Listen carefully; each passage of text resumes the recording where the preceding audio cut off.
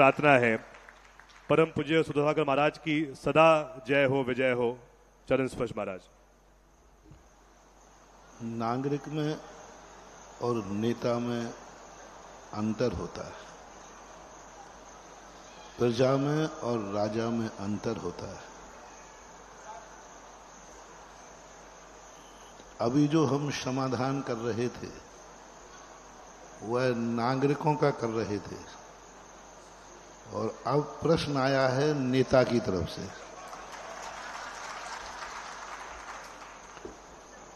तो दोनों का अंतर, नागरिक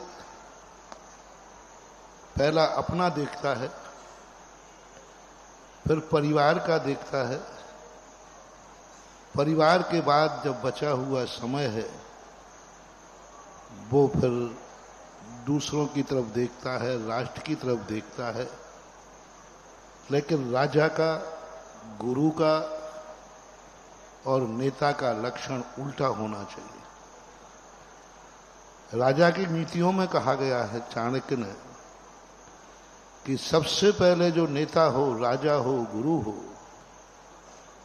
वो अपने संबंध में न सोचे, सबसे पहले उसके दिमाग में सवेरे उठते ही सृष्टि के संबंध में सोचे। मेरा जीवन कैसा हो ये नेता को सोचने का समय बाद में मिलना चाहिए, मेरी सृष्टि कैसी हो ये पहले सोचना चाहिए।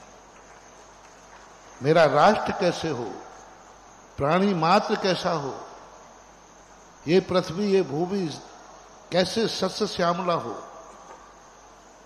प्रकृति के संबंध में, प्रकृति से शुरू करे राजा कि प्रकृति कैसे सस्य श्यामला हो, प्रकृति कैसे हरी भरी हो, प्रकृति के बाद इसमें रहने वाले प्राणियों पर, मनुष्य पर नहीं, प्राणी मात्र के लिए हमारे यहाँ सुख मिलना चाहिए।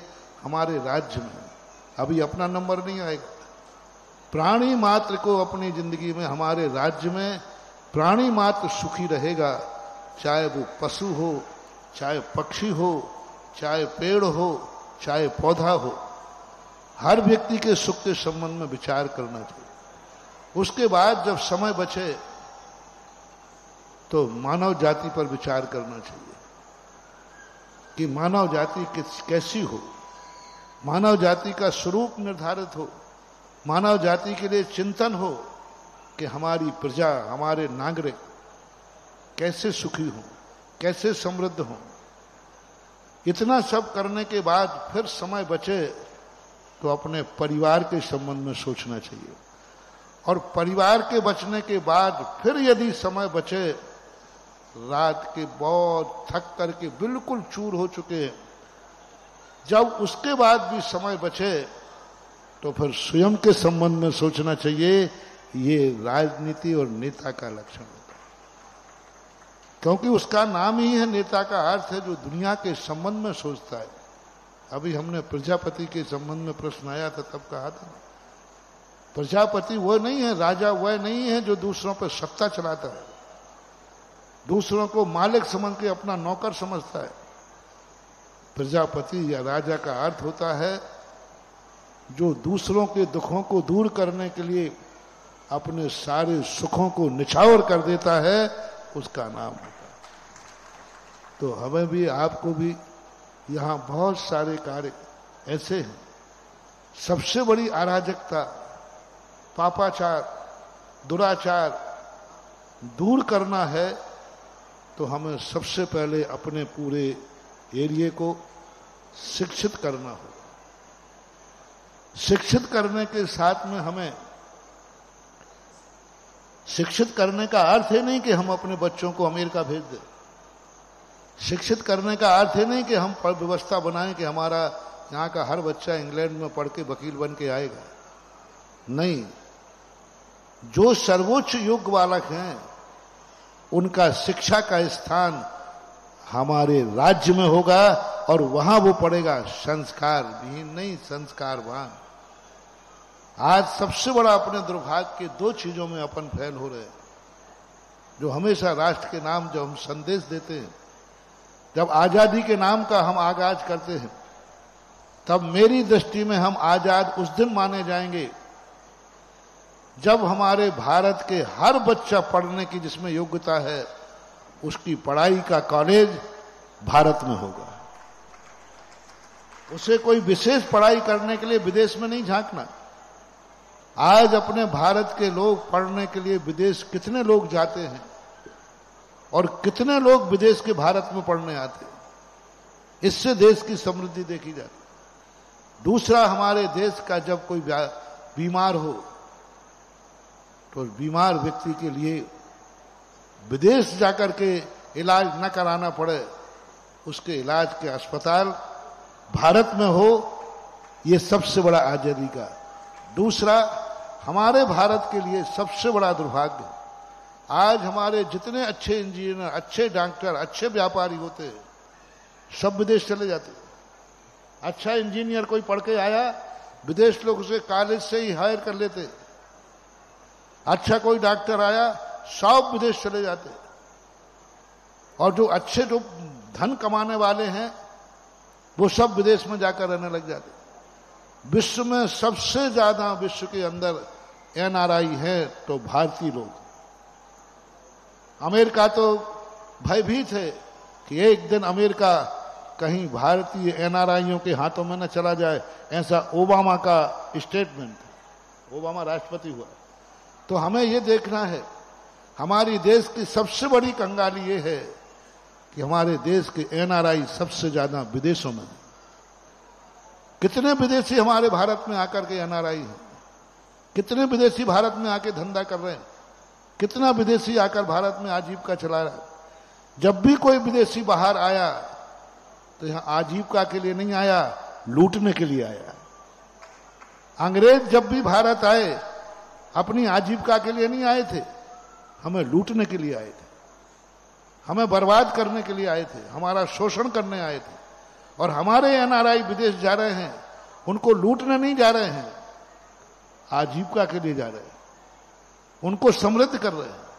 तो हमारी सबसे बड़ी स्थिति बनना चाहिए कि हम उनकी इतनी योग्यताएं दें, इतना समृद्ध करें कि हर इंजीनियर, हर डॉक्टर जो योग्य है उसकी योग्यता का मूल्यांकन भारत में हो और भारत को समृद्ध करे। व्यापार करे तो भारत में समृद्ध करे। वही बालक यदि यहां रहेगा तो 5 लाख रुपए का पैकेज है, वही बालक अमेरिका में चला जाता तो 50 लाख का पैकेज है। ये 45 लाख का डिफरेंस जब तक देश में खत्म नहीं होगा तब तक हम अपने देश को विकसित नहीं माना जा सकता। कितना फर्क है। हमारे देश में यदि वह बालक रहेगा तो उसका पैकेज कितना है, 5 लाख का। और वही बालक यदि अमेरिका पहुंच जाता है तो अमेरिका उसको कितना दे रहा है, 50 लाख दे रहा है। 45 लाख का डिफरेंस है उसकी। बालक वही है, व्यक्ति वही है, उसमें कोई अंतर नहीं है। लेकिन यहां 5 लाख और वहां 50 लाख, 45 लाख का डिफरेंस हमें मिलाना है। ये देश को, समाज को, साधु संतों को, सबको मिलकर के इस पर निभाना है कि 45 लाख का डिफरेंस जो अमेरिका 45 लाख दे रहा है, 50 लाख दे रहा है, उसी बालक को एक दिन भारत में 60 लाख रुपया मिलने लग जाएगा। उसी दिन हमारा देश, सारी अच्छी वस्तुएं विदेश चली जाती जिस स्थिति में देखो। तो ये, और दूसरा जो आयात है, हम ऐसा कोई प्रयास करें, अपने गांव से शुरू करें, अपने नगर से शुरू करें कि हमारा देश, हमारा गांव स्वावलंबी हो। स्वावलंबी हो, गांव के अंदर ऐसी चीजें बनाओ कि हर चीज हमारा स्वावलंबी हो, हमें दूसरे यहां से लाने ही नहीं पड़े। क्योंकि आज सबसे बड़ा मार्केट सारे विदेशियों ने भारत को मान लिया है। आज एक व्यक्ति नहीं रहा है जिस घर में कोई ना कोई विदेशी आइटम ना हो, किसी भी रूप में है। क्यों? और आज हमारे उसी आइटम के कारण से हमसे कमाते हैं और वो कमा करके हमारे देश के लिए फिर आंख दिखाते हैं। तो हमें अपने देश को, नगर को, हमारी जितनी सीमा है, मान लीजिए अपनी सीमा, आपकी सीमा एक विधायक क्षेत्र की है, तो अपने विधायक क्षेत्र का सही, कोई नगर पालिका अध्यक्ष है तो अपने एरिया दे, जिसका जो दायरा है। एक पार्षद है तो मोहल्ला सही, बस उसको एक ही चिंता होना चाहिए, हमारा मोहल्ला स्वावलंबी होगा, हमारा मोहल्ले की योग्यता का मूल्यांकन होगा, हम उसको करेंगे। और यदि घर के मालिक हो तो घर में भी यही बात होना चाहिए, हम घर के मुखिया हैं, हमारा घर का बालक आजीविका के लिए विदेश नहीं जाएगा, हम घर में उसको इतना समृद्धि देंगे। कई लोगों को मैंने लौटाया है विदेश से, कई पिताओं को मैंने समृद्ध किया कि आपका बेटा विदेश में जितना कमा रहा है, आप उस बेटे के योग्यता के अनुसार उसके पिता हैं, आप उसको ऐसा कुछ धंधा यहां सिखाइए कि जो अमेरिका में कमा रहा है वो भारत में कमाए। और भारत में जब वो कमाएगा तो पैसा कहीं ना कहीं तो इन्वेस्ट करेगा। इस प्रकार का बड़ा सोच पूज्य हमारे गुरुदेव का था। और हमारे आचार्य महाराज ने इसलिए कुछ नीतियां, धर्म गुरु होने के बावजूद भी उन्होंने समाज को स्वावलंबी, पशुओं को संरक्षण देने की जो योजनाएं थी गुरु की, वही बात हम लोगों की है। यही मेरा है, राघवगढ़ एक स्वावलंबी बने, राघवगढ़ एक